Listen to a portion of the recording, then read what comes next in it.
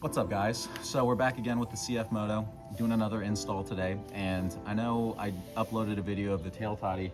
To be honest, I kept getting crap from my friends about how it still sticks out and the taillight looks awkward. And if we're being honest, it's not the prettiest looking taillight. With the stock assembly coming way out, it's not bad. It kind of sits out there versus flush on the bike, but we got something special in today. We got the R1 style taillight in today, and it'll sit flush on the body right here, make it all look nice and clean. So today I'm going to take you through the install on that, and hopefully if you guys decide to go the same route, I'll help you get it figured out. Stay tuned.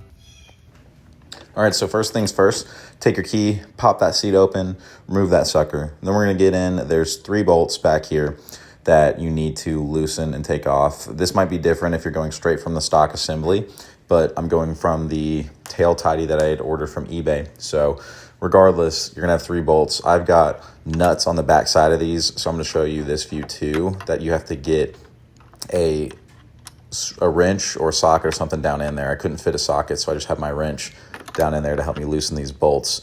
And if I'm not mistaken, I'm pretty sure that that is a 13 millimeter wrench right there for these nuts. But if it's the stock assembly, they just screw into that assembly, so you're not gonna have to remove or loosen any bolts back there. But got everything loose, went to the other side, and boom, nice and easy.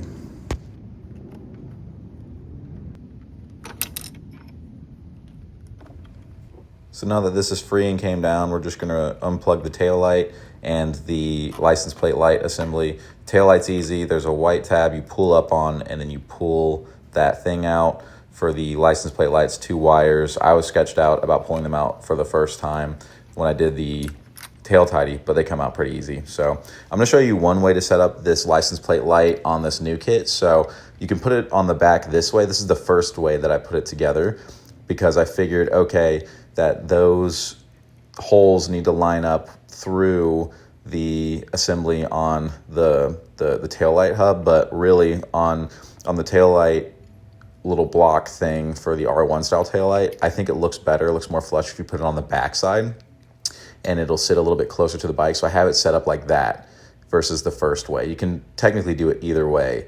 And I think I saw a video where it was the opposite way of how I had it, and I think it's just because it sits out a little bit farther. I know there's regulations about license plates and stuff in different areas, but mine, I think it looked better this way. But you feed that wire through the R1 style taillight like so, and then here is the plate that you have to bolt up to your bike, and this honestly makes it so much easier to put the taillight on. Thank God.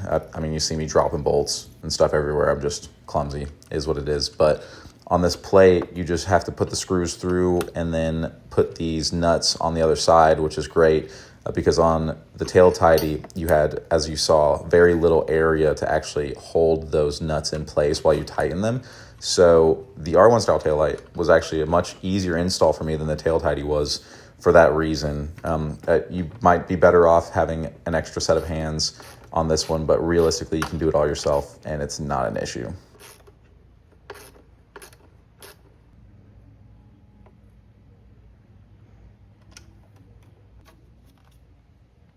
But now we're just gonna feed the wires for the new lights through that little hole right there. And we are going to screw this tail light into the new plate that's gonna hold it in place. So I get it screwed in, but one thing to note, I was having trouble getting that left side screw, that top screw up there. And honestly, I had to fidget with it for a while. Here you see me trying over and over and over again, looking at it, and it didn't line up. I don't know if it was just the plate was off a little bit on this one that they sent me, but I had to unscrew the screws that I had already put in for it. And then I went at that one just by itself, and I had to really add some pressure to get it in the right space, and then just went and tightened that first screw up, because for some reason that was the only one that didn't line up properly. But after I got that one tightened down, then I went just to each of the other individual screws and just started putting those in. Those all lined up just fine, and no issues with any of those.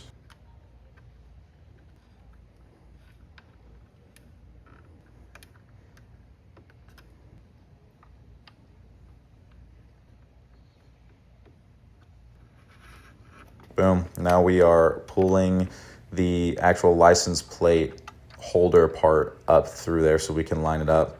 I put the nuts on the inside, put the screws in through the outside, just because I think they'll be a little bit more hidden there versus if you did it the other way. You can technically do it either way, but I just did one at a time. And yeah, nice and easy. There's plenty of space for that nut to sit there in between the metal for the license plate holder and the light for the license plate.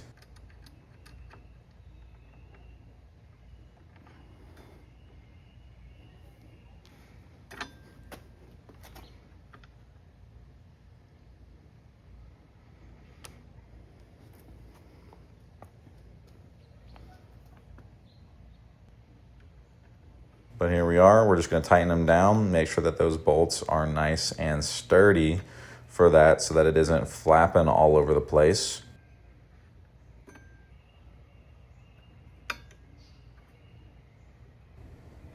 And then tuck that thing way up there so it doesn't look out of place. But now it's just plugging in the wires back in so you get the taillight housing in, which is really simple. And then for these wires, one's brown, one is green on the stock ones. So you want to plug the red wire into the brown one and then the green one into the black one. And you can see that the taillight light works just fine. The license plate light is illuminated, the blinkers are working, and the hazards are working. So everything's plugged up and functioning the way it should be. Everything's nice and good. So then it's just tucking this housing back together. And I had enough trouble here, so I sped it up as much as I could. Just trying to get everything to fit. We don't have a lot of space in the tail of this bike, but got everything to tuck right in there, put my registration back under that seat plate, and then reinstalled the seat, and that is it. We are done. All right, guys, and that's it for today's video. Please like, comment, share, and subscribe. Nice and easy install. Hopefully it gives you guys a little bit of intel on how to go about this yourself, what to look out for, little things. I'm gonna show you kind of like a pan of the bike and give you some nice cinematic looks on it with how it looks now. Honestly, it's just so much cleaner. It does make the back look a little small compared to the front, but there's more parts that make this look a little bit beefier, a little bit more aesthetic. So it's just a matter of saving money, putting more money into the bike. The only thing I think to be wary of is fitment on this side is different than the other side. As you can see, it's not exactly flush right here. There's a little bit of a gap, tiny bit of a gap right there on that side. You can kind of see in there, it's not 100% flush. This side's definitely more flush, less of a gap over here. I did have some trouble getting those screws in, as you saw earlier, so just something to be wary of. You see that?